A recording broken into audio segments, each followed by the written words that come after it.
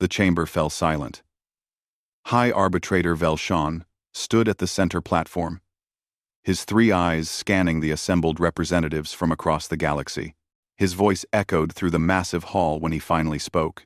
The vote is final. Humanity is expelled from the Galactic Coalition, effective immediately. Captain Jake Morrison sat in the observation deck of the trade station, watching the announcement on a flickering screen. His coffee had gone cold an hour ago. Around him, other humans stopped their work and listened. Nobody said much. A few nodded quietly. Others just stared at their hands. The charges against humanity scrolled across every screen in Coalition space. Too aggressive in business. Too reckless when exploring unknown space. Too stubborn during peace talks. Too emotional and therefore too unpredictable. The list went on for pages. Jake turned off the screen and looked out at the stars. He had spent 15 years hauling cargo between worlds. He knew every dock worker by name at Celestial Harbor. He brought toys for their kids. He remembered birthdays. That was over now. 60 days, his first officer said quietly. They're giving us 60 days to leave. Jake stood up and stretched. Better start packing then. Across the galaxy, similar scenes played out. At the Xyloth Medical Complex, Dr. Amy Richardson received the news during her morning rounds. She was treating a Melkari child with a rare blood disease. The child's parents looked at her with worry in their large, dark eyes. "Will you have to go?" the mother asked. Amy smiled gently. "Yes. But don't worry. I'll train someone to take over. Your daughter will be fine." She spent the next week working double shifts. She wrote down everything she knew about the treatment. Every detail. Every small adjustment she made based on how the patient looked or acted. She knew the replacement doctor was smart and capable. She just hoped all the small human instincts she used could fit into words on a page. Lieutenant Kyle Chen stood on the wall of the defense station on Talos 9, looking out at the wilderness beyond. He had spent 5 years keeping this frontier world safe. The Zephron officer, who would replace him, stood beside him, taking notes. "The sensors will tell you if anyone approaches," Kyle explained. "But don't just trust the sensors. The raiders out here are smart. They know how to fool machines." "How do you catch them then?" the Zephron asked. Kyle shrugged. "I just think about what I would do if I wanted to sneak past. Then, I watch for that." The Zephron wrote this down, though his face showed confusion. His people followed rules and protocols. The idea of thinking like a criminal seemed strange to him. At the Interspecies Academy, Professor Danny Wright was cleaning out his office. Students kept stopping by to say goodbye. A young Cathari female lingered at the door. "Professor Wright, I don't understand. Why are you all leaving so quietly? Humans always seemed so loud about everything." Danny packed another box of books. "Being loud, when you're angry, doesn't help anyone. Besides, the council made their choice. We respect that. But you disagree with it." "Of course we do. But making a scene won't change anything. It'll just make everyone uncomfortable." He smiled at her. "Sometimes, the best thing you can do is leave with dignity." The student left looking more confused than before. All across Coalition space, humans began their quiet exodus. They transferred their duties. They said goodbye to friends. They apologized for any trouble their leaving might cause. They left instruction manuals that were almost obsessively detailed. They hugged their alien colleagues and promised to stay in touch. The other species watched this calm departure with growing unease. They had expected anger. They had prepared for protests, maybe even violence. Humans were emotional creatures. After all, that was one of the problems. But this peaceful acceptance felt wrong somehow. Like the humans knew something the rest of the galaxy didn't. Admiral Lisa Grant commanded the last human vessel to leave Coalition space. The New Dawn was a colony ship, massive and slow. As it crossed the border, every human ship in the sector fell in line behind it. a fleet of cargo haulers, medical ships, exploration vessels, and personal shuttles. Hundreds of them. Lisa stood on her bridge and watched the border beacon fade behind them. Her crew was silent. After 300 years of being part of something bigger, humanity was alone again. Set course for Earth, she said quietly. The great gates at the border closed behind them. In the Coalition Council chamber, representatives from 1,000 worlds relaxed. High Arbitrator Velshon made a short speech about difficult decisions and bright futures. The Cathari began calculating profits from the human trade routes they would inherit. The Zephrons planned their new defensive strategies. The Melkari Medical Corps discussed expanding into human facilities. Nobody noticed the small things yet. The water recycler on Station Vega 7 that ran a bit rougher without Danny Wright's daily adjustments. The trade relationships that were built on handshakes and trust instead of contracts. The sick patients who would need treatments that weren't in any official database. In human space, Jake Morrison docked his ship at a station he hadn't seen in 20 years. Earth. Station Alpha. It looked different. Older. But when he stepped off his ship, the gravity felt right in a way it never had anywhere else. Amy Richardson met her family at the spaceport. Her sister hugged her tight and asked if she was okay. "I'm fine," Amy said. And she meant it. She was sad, yes. Disappointed. But also something else. Something that felt almost like relief. Kyle Chen reported to Earth Defense Command and was surprised to find he wasn't alone. Hundreds of other peacekeepers had come home. They shared stories over drinks. They laughed about the strange aliens they'd protected. They made plans. The galaxy thought it had removed a problem. The humans settled back into their small corner of space and got to work. Time would tell who had made the mistake. 3 months passed like a pleasant dream for the Galactic Coalition. The council members congratulated themselves during their meetings. They had made a hard choice. Yes. But the right one. The galaxy was more orderly now. More predictable. High Arbitrator Velshon reviewed the reports with satisfaction. Human territories had been redistributed. Their trade routes were being managed by proper businesses. Their defense stations were manned by trained military personnel. Everything was running according to protocol. Then Station Vega 7 sent out a distress signal. The station master, a nervous Trell named Koss, stood in the control room watching alarms flash across every screen. The water recycling system had crashed. 12,000 residents had maybe 4 days of water left. "How did this happen?" Koss demanded. "The system passed inspection just last month." The chief engineer pulled up the maintenance logs. "According to this, everything is within normal parameters. The system should be working fine. Thanks for watching." "But it isn't," Koss said, stating the obvious. They evacuated the station. It took 3 days and cost the Coalition millions in emergency response. Later, a repair team found the problem, a design flaw in the original system, something that should have caused failures years ago. In the notes, they found a reference to Wright's Manual Compensation Protocol, AT. They searched the database.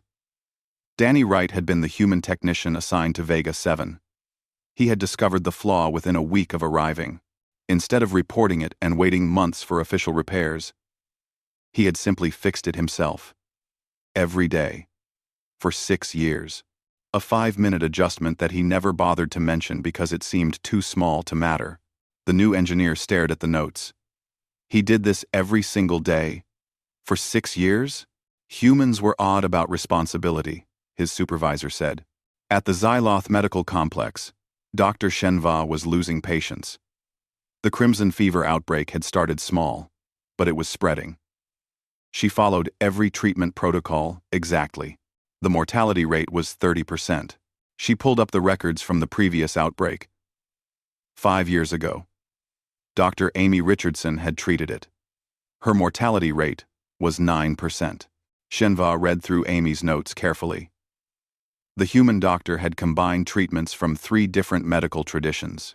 She had mixed Melkari antiviral compounds with Cathari immune boosters and added something from human medicine called supportive care. The official protocols say these treatments shouldn't be combined, Shenva said to her colleague. Then how did the human make it work? Shenva read further. Amy's notes were detailed. But they kept mentioning things like, patient seemed responsive, and adjusted dosage, based on energy levels, and just had a feeling, we should try this. Feelings. Humans always trusted their feelings. Shenva tried to follow the notes exactly. But without Amy's instinct for reading patients, the results were poor. 43 people died, who might have lived. On Talus 9, the raiders came at dawn. They hit 3 settlements, before the defense grid even registered the attack. The Zephyron military responded within minutes, establishing a defensive perimeter exactly as their training prescribed. The raiders scattered and regrouped. They attacked from unexpected angles. They used tactics that made no strategic sense. They were messy and chaotic, and completely unpredictable. Commander Zeth watched in frustration as his perfectly organized defense fell apart. Why don't they follow any logical pattern? His second officer checked the historical records. According to this, Lieutenant Kyle Chen dealt with 17 raid attempts in 5 years. He stopped all of them. How? The officer read the report and frowned. It says he predicted their movements using something called intuition, and he often violated standard defensive protocols to counterattack in unexpected ways. That's not proper military procedure, Zeth said. No, sir. 6 settlements were damaged before the raiders withdrew. No one died. But the Zephyron forces looked foolish. Worse, the raiders would be back. They knew the defenses were predictable now. At the Central Diplomatic Center, Counselor Mira sat in her office surrounded by reports of failed negotiations. Border disputes, that should have been simple to resolve, had escalated into shouting matches. Trade disagreements that once would have been settled in days were dragging on for months. She compared the current success rate to previous years. The difference was staggering. What changed? She asked her assistant. The assistant, a young, peaceful one named Soren, hesitated. The only major change in the past year was the departure of human mediators. Humans weren't trained diplomats. Most of them were just merchants or engineers who happened to be present during disputes. Yes, counselor. But they were very effective. Mira pulled up the records. Humans had been involved in 68% of successful dispute resolutions over the past decade. She read through the transcripts. The humans rarely followed proper diplomatic procedure. They interrupted people. They made jokes during serious discussions. They sometimes ignored the facts entirely and focused on feelings. It should not have worked. But it did. They could understand both sides simultaneously. Soren offered. Even when the positions were completely contradictory, they would just hold both truths in their minds and find a middle path. That's not logical, Mira said. No, counselor. But logic doesn't solve every problem. The reports kept coming. Small problems at first. A factory that produced fewer goods because the human supervisor's motivation techniques weren't in any management manual. A research team that stopped innovating because their human colleague wasn't there to ask stupid questions anymore. A deep space station where crew morale had dropped for reasons nobody could explain. The Kothari Trade Minister presented his quarterly report to the Council. The Outer Rim Trade Network profits were down 40%. This is unacceptable, High Arbitrator Velshawn said. The human merchants were operating on tiny margins. We should be seeing increased profits. The Trade Minister shifted uncomfortably. The humans had relationships with the Rim colonies. Personal connections built over years. They extended credit during hard times. They took losses to preserve partnerships. Our merchants are following standard business practices, but the colonies are refusing to trade at all. Then we'll enforce the trade agreements. The agreements were never written down, arbitrator. They were based on trust. Trust. That uniquely human obsession. In the outer colonies, a merchant named Tev refused to sell his grain to the Kothari trader. Jake Morrison gave me credit when my crops failed. He lost money to keep my family alive. I'll wait until the humans come back. They're not coming back, the Kothari said. Then I'll wait anyway. Across the galaxy, similar scenes played out. The Coalition had inherited humanity's systems and structures. But they had lost something invisible. Something the humans had woven into every interaction. The personal touch.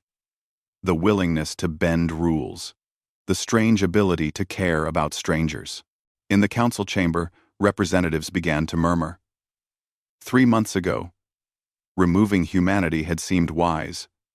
Now, cracks were showing everywhere they looked. High Arbitrator Velshan silenced the growing discussion. These are temporary adjustment issues. The galaxy functioned for millions of years before humans joined us. It will function fine without them. But in the back of his mind, a small doubt began to grow. 8 months after the humans left, the problem stopped being small. The Outer Rim trade network didn't just decline. It collapsed completely. 17 colonies declared trade independence within the same week. The Kothari merchants sent urgent reports to the council, but none of them could explain exactly what had gone wrong. Trade Minister Voss stood before the council, his voice strained. The colonies are refusing all standard contracts. They say the terms are unfair. Dumb. The terms are identical to what the humans offered, High Arbitrator Velshan pointed out. Yes, Arbitrator. But when humans offered them, the colonies accepted. Velshan's center eye narrowed. Why? Voss pulled up a recording. A colony leader named Shan spoke directly to the camera. Jake Morrison came to my world when we had nothing. He sold us equipment at cost. He waited 3 years for payment. When our harvest failed, he brought us food and told us to pay him back whenever we could. That's not in any contract. That's friendship. Your traders want payment now and profit margins later. We'd rather starve. The council chamber fell quiet. They had calculated economics. They had not calculated trust. On the other side of the galaxy, Explorer Fleet Designation 447 detected an anomaly near the Helix Nebula. Fleet Admiral Corthan studied the readings carefully. The anomaly was unusual, but not immediately dangerous. Protocol was clear. Mark it for study and continue the survey mission. Mark it and move on, Corthan ordered. 3 days later, the anomaly collapsed. A gravity well-formed, sudden and violent. 2 inhabited systems were in its path. 4 billion lives. Corthan ordered immediate evacuation. His fleet followed every protocol. They established safe zones. They coordinated with local governments. They did everything right. 46 million people died anyway. The evacuation ships were too slow. The safe zones weren't quite safe enough. The local governments panicked and made poor decisions. Later, a junior science officer named Kess reviewed the data. She found something strange. 10 years ago, a human exploration team had encountered a similar anomaly. Captain Lisa Grant had noticed the early signs and evacuated 2 systems before the collapse happened. 0 casualties. Kess read Grant's report. The human captain had violated protocol. She had ordered evacuation based on a hunch before any danger was confirmed. She had used unorthodox maneuvers to speed up the rescue. She had personally piloted a shuttle into dangerous space to grab stragglers. She broke 17 regulations, Kess said aloud. She also saved 4 billion lives, her supervisor replied quietly. At the Interspecies Academy, Professor Thane Lore faced his class of brilliant students. They could memorize any text. They could solve complex equations. They could master any technical skill he taught them. They couldn't innovate. I need you to design a new type of engine, Thane Lore said. Something faster than current models. The students worked for weeks. They came back with designs that were technically perfect. They were also identical to existing engines with minor variations. Safe, predictable, useless. Thane Lore remembered the human students he had taught. They had been average at memorization. mediocre at following instructions. But when asked to innovate, they came back with crazy ideas. Engines that shouldn't work but somehow did. Designs that violated basic principles but achieved impossible results. Think outside the box, Thanelore told his current students. They stared at him. What box, Professor? He realized the problem. Humans had grown up being told no. Their ideas were too wild. Their methods were too risky. They learned to expect rejection. So when they finally got permission to be creative, they went wild with it. These students had never been told no. They had never learned to push boundaries because they didn't know boundaries existed. The Coalition Science Council gathered for an emergency meeting. The head researcher, a Melkari named Veth, presented the data everyone had been dreading. Innovation has dropped 62% since the human departure. The council members looked at each other. One representative spoke up. Humans weren't particularly intelligent compared to other species. How could they be responsible for so much innovation? Veth pulled up research records. In the past century, 73% of breakthrough discoveries had humans on the research team. I analyzed their contributions. They didn't solve the problems. They asked different questions. She showed examples. A Cathari scientist had spent years trying to improve shield technology using advanced mathematics. A human technician named Greg asked, "What if we tried making it weaker in some spots?" The question made no sense, but it led to adaptive shielding that was twice as effective.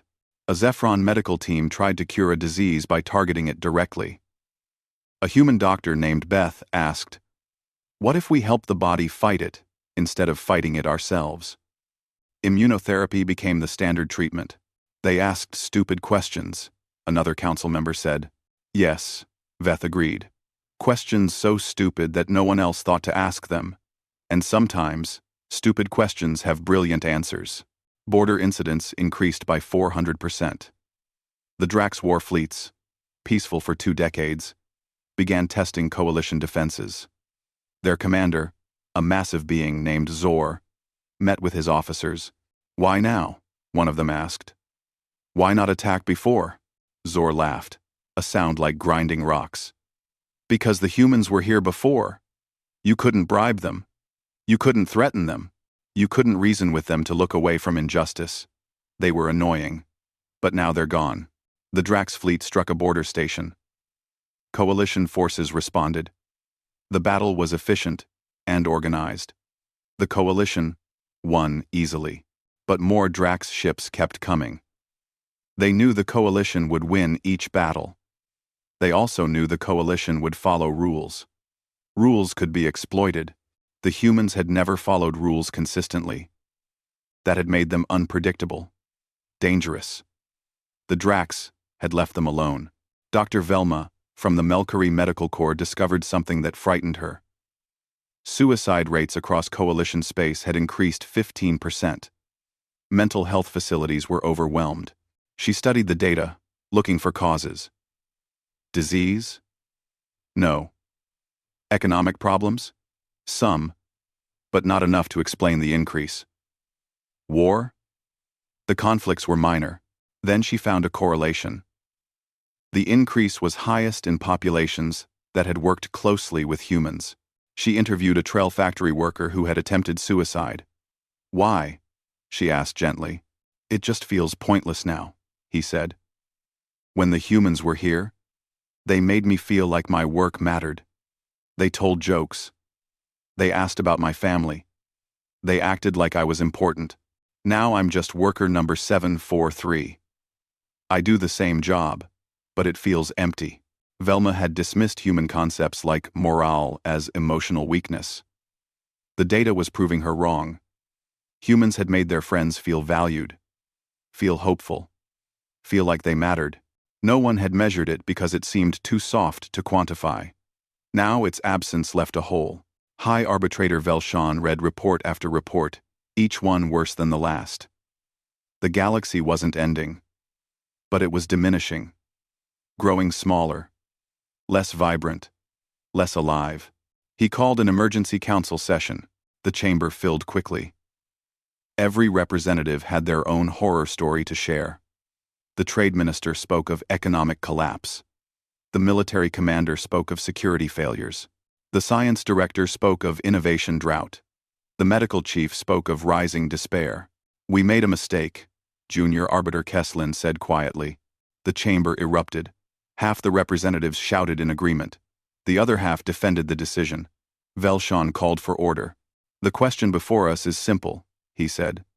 "Do we invite the humans back?" The debate lasted through the night. Pride fought against necessity. Principle clashed with pragmatism. Finally, as dawn broke over the council world, the vote was called. The motion to invite humanity back passed 847 to 3. Velshon looked at the results and felt both relief and dread. They had made the right choice. But would the humans accept? The message took 2 weeks to reach Earth. High Arbitrator Velshon had written it himself, spending 3 days choosing every word. It was beautiful, humble, complete. To the people of Earth and all human colonies, it began. We were wrong. The message acknowledged every mistake.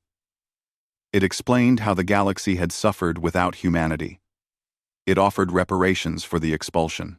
It proposed a new treaty, one that would make humans equal partners, not just members. "We need you," it concluded. "Please come home." Ambassador Kate Sullivan received the transmission at the Human Assembly Building in Geneva. She was a middle-aged woman, with gray starting to show in her dark hair. She had been a trade negotiator in Coalition space before the expulsion. She read the message 3 times. Then she smiled. "Thank you," she told the alien messenger who had delivered it. "I'll bring this to the assembly. We'll give you an answer soon." The messenger, a young Cathari diplomat, felt relief. How soon? 5. A few weeks, probably. These things take time. The messenger returned to his ship and sent the report. The council would be pleased. The humans were considering it. What the messenger didn't see was the transformation happening across human space. Jake Morrison stood on the bridge of his new ship.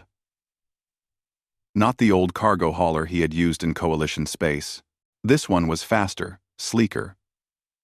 Built with a combination of human engineering and alien principles they had learned over 3 centuries. "How's she running?" he asked his engineer. 40% faster than the old models, Greg replied. He was the same Greg who had asked the stupid question about shields. "We combined Trell efficiency with Cathari power systems and added our own touch." Our own touch meant the engines broke about a dozen safety regulations that the Coalition considered sacred. They also worked better than anything the galaxy had seen. Jake grinned. "Take us to the outer colonies. I've got some friends who need supplies." At the New Geneva Medical Center, Dr. Amy Richardson worked in a lab that would have made Coalition regulators faint. She was combining treatments from 12 different species, mixing compounds that official protocols said should never touch. "This is insane," her assistant said, watching the mixture bubble. "Probably," Amy agreed. "Hand me the Zephron catalyst." The treatment she was developing would cure crimson fever in 3 days instead of 3 weeks. It would also be completely illegal in Coalition space. Too many untested combinations. Too much risk. But Amy wasn't in Coalition space anymore. She could take risks. Kyle Chen stood in Earth Defense Command, looking at a star map covered in orange markers. Each marker represented a new world that human explorers had found in the past 8 months. 17 habitable planets, Admiral Lisa Grant said, standing beside him. 4 new civilizations contacted. Not bad for 8 months of work. Coalition protocol would have taken 8 years just to get approval for the expeditions, Kyle replied. Lisa nodded. "We're not bound by their protocols anymore. Our explorers can actually explore." The new civilizations had been surprised by humanity's approach. Humans didn't arrive with rulebooks and membership applications. They arrived with curiosity and friendship. They shared technology freely. They asked questions. They listened. One of the new species, the Vrex, had been particularly amused. "You're very different from the coalition representatives we met," their leader had said. "How so?" the human explorer had asked. "You seem to actually like us." The human economy was thriving. Without coalition regulations, human merchants had returned to the old ways. Handshake deals, trust-based credit, long-term relationships over short-term profit. The Outer Rim colonies that had refused to trade with the coalition were happy to trade with independent humans. The deals were the same as before. Jake Morrison still extended credit. He still took losses to help friends. The difference was now he answered to no trade authority. He did it because he wanted to. At the Interspecies Academy, former Professor Danny Wright ran a private engineering school. His students were human kids who had grown up in coalition space and come home. They understood alien technology. They also understood human creativity. "Design me an engine," Danny told his class. They came back with designs that were beautiful, impossible, and probably dangerous. Exactly what he wanted. "Now make them safe enough that they won't kill anyone," he added. The students revised their designs. Some would work, some would fail. All of them pushed boundaries. This was what the coalition had lost. Not human intelligence, not human strength. Human willingness to try things that might not work, to fail spectacularly, to get back up and try again. 6 weeks after the coalition's invitation, Ambassador Kate Sullivan drafted humanity's response. She showed it to the assembly first. "This will surprise them," one delegate said. "Good," Kate replied. "We've always been good at surprises." She sent the message. It reached the council chamber during a regular session. High Arbitrator Velshawn interrupted the discussion to read it aloud. The response was polite. It was warm. It thanked the coalition for the opportunity and the lessons learned. Then it got to the important part. After careful consideration, humanity must respectfully decline the invitation to rejoin the coalition. The chamber went silent. Velshawn kept reading. "Instead, we propose independent partnership. We will trade freely with coalition members. We will share medical knowledge. We will assist during emergencies. We welcome all aliens to visit human space. But we will not rejoin the coalition. We will not place ourselves under council authority again." The message continued.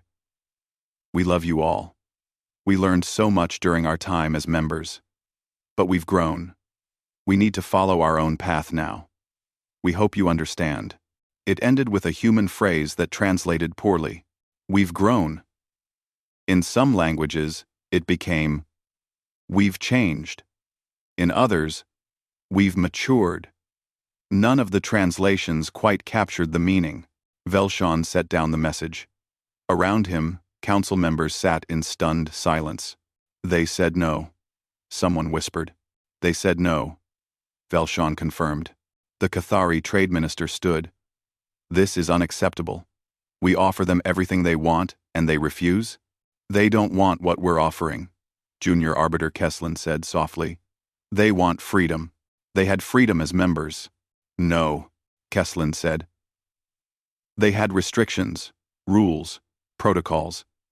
They had to fit themselves into our systems. Now, they're building their own systems. Better ones, apparently." Representative Zor of the Drax laughed. That grinding rock sound. "I told you all. You can't control humans. They do what they want. That's what makes them dangerous and valuable." Over the following weeks, the reality of humanity's refusal sank in. They weren't angry. They weren't punishing the coalition. They had simply moved on. Human traders started appearing at coalition stations again, but as independents. They followed their own rules. They charged fair prices, but not standardized ones. They extended credit based on trust. Human doctors offered to work in coalition hospitals. As contractors, they would use their methods, not coalition protocols. Take it or leave it. Human peacekeepers showed up at border stations. As hired security, they would protect coalition space. But they would choose which missions to accept. The galaxy had to adjust. For millions of years, species had two choices: join the coalition or stay isolated. Humans had created a third option: be part of the galactic community without being part of the government. Other species started to notice. Small, independent worlds that had always felt pressured to join the coalition suddenly had an alternative. They could partner with humans, trade freely, share knowledge, keep their independence. The coalition found itself competing for members instead of accepting applications. High Arbitrator Velshawn met with Kate Sullivan privately, months after the refusal. They sat in a quiet garden on a neutral station. "I understand why you said no," he told her. "I'm not sure I agree with it, but I understand." Kate smiled. "We're not rejecting you. We're just choosing a different relationship. You're setting an example. Other species will follow. Maybe that's not a bad thing." Velshawn was quiet for a long moment. "We thought we needed to control you, to benefit from you, and now you know different." "Yes. Now we know that humanity's greatest gift isn't something we can regulate or manage. It's the chaos, the unpredictability, the refusal to fit neatly into boxes." Kate raised her glass. "To chaos." Velshawn touched his glass to hers. "To chaos." Across the galaxy, a new era was beginning. 20 years passed, like water flowing around a stone. The galaxy adjusted to the new reality. Humanity didn't rejoin the coalition, but they became an essential part of galactic life anyway. Human traders filled coalition markets, but they weren't bound by trade laws. They made their own deals. The coalition tried to regulate them at first, then gave up.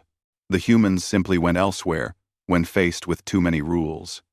And wherever humans went, business followed. Human doctors worked in hospitals across coalition space. They taught their mixing of treatments and their reliance on instinct. Some alien doctors embraced it. Others stuck to protocols. Patients learned to ask if their doctor had trained with humans. Human peacekeepers defended borders and settled disputes. They were expensive to hire, but worth every credit. They solved problems that regular forces couldn't touch. The chaotic raiders that had plagued the frontier were gone, chased away by defenders who could think like them. The Interspecies Academy added a new department: creative problem solving. It was taught entirely by humans. The students learned to ask stupid questions, to break rules on purpose, to fail and try again. Graduation rates dropped. Innovation rates soared. High Arbitrator Velshawn retired after 15 years. His replacement, Junior Arbiter Kesslin, took a different approach to leadership.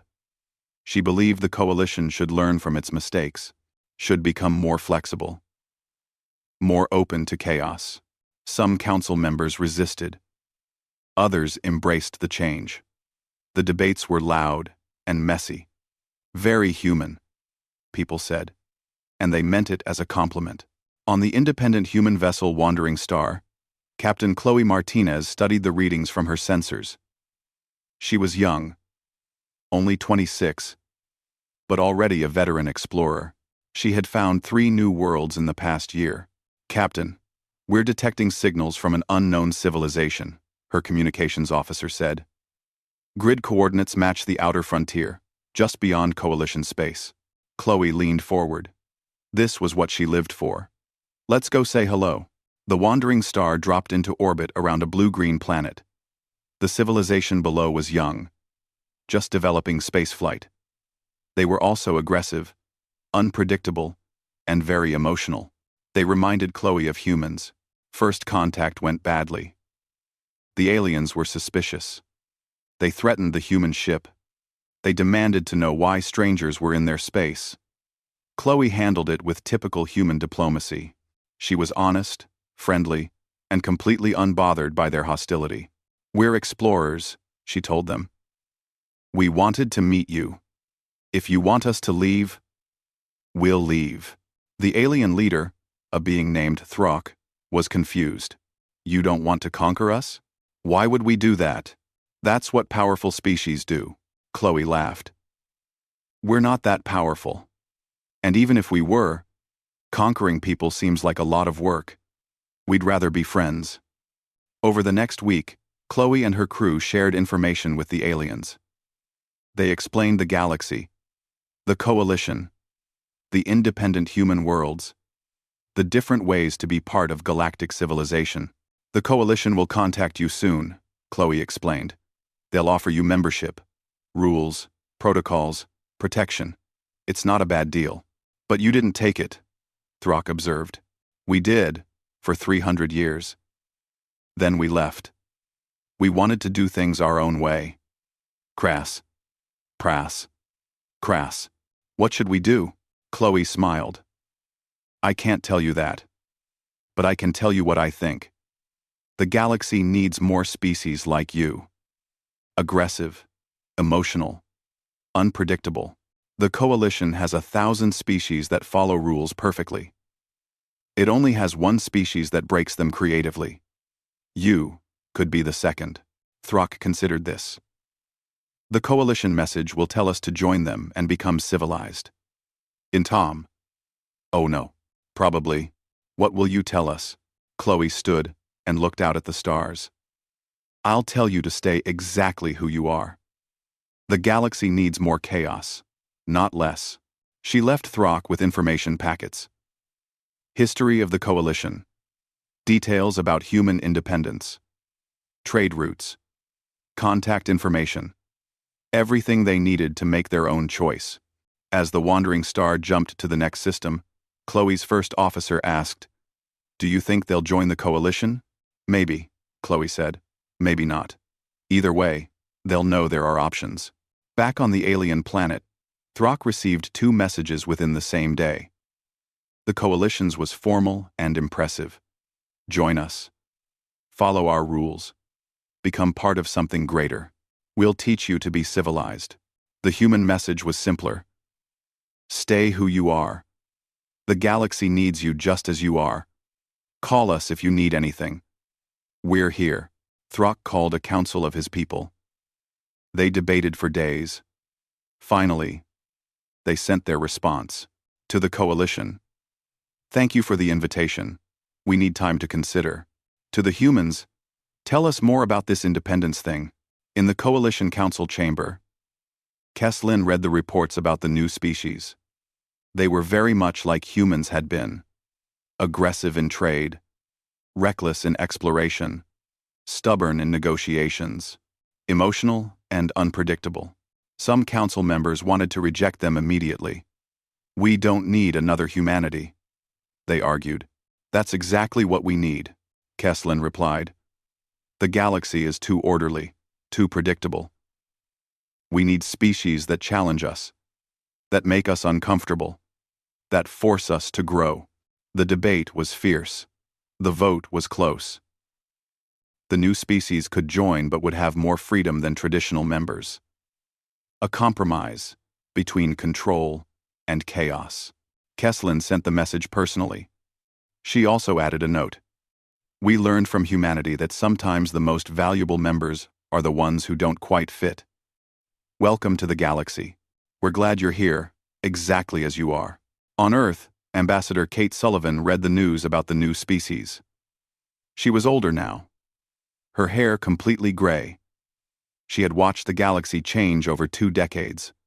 Watched it become more flexible, more accepting of difference. We did that, her assistant said. By leaving, we taught them to value what we were. Kate nodded. Sometimes the best way to help someone is to let them miss you. In human space, life thrived. The colonies were prosperous. Trade was booming. Innovation flowed freely. Humans still worked with the coalition, but on their own terms. They were partners, not members. Friends, not followers. Jake Morrison retired from trading and opened a restaurant on Earth. He served food from 100 different worlds. The place was always packed. People came for the food, but they stayed for the stories. Jake had 1 million of them. Amy Richardson ran the New Geneva Medical Center. She trained young doctors in the art of creative medicine. Learn the protocols, she told them. Then learn when to break them. Kyle Chen commanded the Human Defense Forces. They were small, but effective. When the Dracs tested coalition borders, they hired human defenders. When pirates attacked trade routes, they called Kyle. He never failed to show up. Lisa Grant became the governor of New Horizons, the first colony humans had founded after leaving Coalition space. It was a beautiful world, full of species from across the galaxy. Humans, aliens who had left the Coalition, independent traders, artists, explorers. All of them drawn to a place where rules were flexible and creativity was valued. Danny Wright published a book, The Art of Thinking Sideways. It became required reading at the Interspecies Academy. Students complained that it made their brains hurt. Their professors smiled and said that was the point. Across the galaxy, a new understanding took root. Unity didn't require uniformity. A galactic community could include species that didn't fit the mold. The outliers, the rebels, the chaotic ones, weren't problems to be solved. They were gifts to be treasured. High Arbitrator Kesslin spoke at the Council anniversary celebration, 2 decades after humanity's expulsion. 20 years ago, we made a mistake, she said. We expelled humanity because they didn't fit our vision of what members should be. We wanted order, and they brought chaos. We wanted predictability, and they brought surprises. She paused, looking around the chamber. But in their absence, we learned something crucial. The chaos was the point. The surprises were the gift. The friction they created forced us to grow. When they left softly, their absence spoke loudly.